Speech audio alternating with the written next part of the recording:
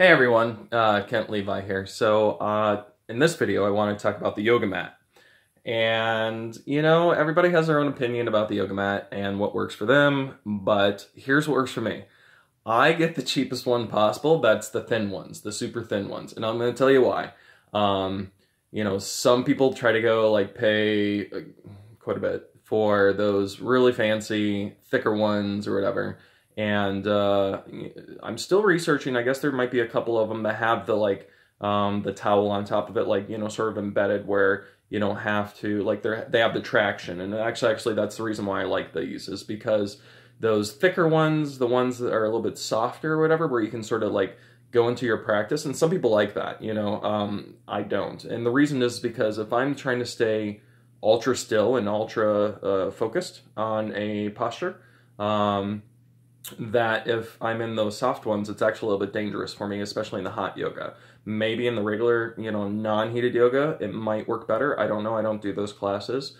But at least in the heated yoga, I like the thin ones. And honestly, I've looked at a ton of different thin ones that I've had, the ultra thin ones, and cheaper the better, pretty much.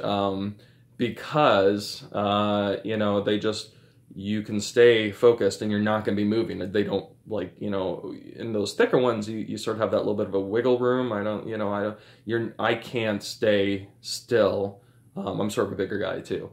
But I can't stay still on those thicker ones. And so on the thin ones, especially have the right towel in place, the ones that don't move around, you can stay ultra still, and then it allows you to go even deeper in those postures.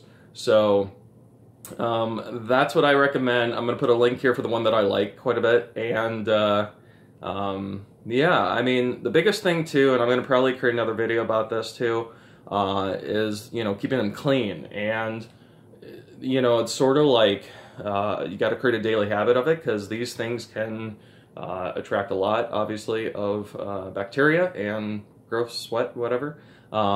So what I like to use is those maybe Lysol wipes or something like that, where they kill all the bacteria pretty quickly. You just grab a wipe or two and wipe it down, throw it over the shower door or something like that, or somewhere. And so you just quickly wipe it down when you get home every day after your class. And it's important to keep these clean. So many people or don't look at that, and or look at it enough, I should say. And you really should. I think, these can be a carrier for bacteria, and I'm big on keeping ultra, I'm a clean freak, sort of, in some respects. So it's just important to keep in mind. So when you have these, or any yoga mat, but, to keep them clean, but that, again, will be another video. But again, these are the ones I like, the just cheap ones that, or cheapest, that I can find, really. And but they're the thin ones, they're quality. And, for as much as you're beating them up, sort of, you're using them every day, you can afford to get a few of them, probably. So that way, if, I would keep one in the car, one at home, one, maybe one at the office in case you forget one or something like that. Yeah, hopefully this helps in your yoga practice. Thanks so much.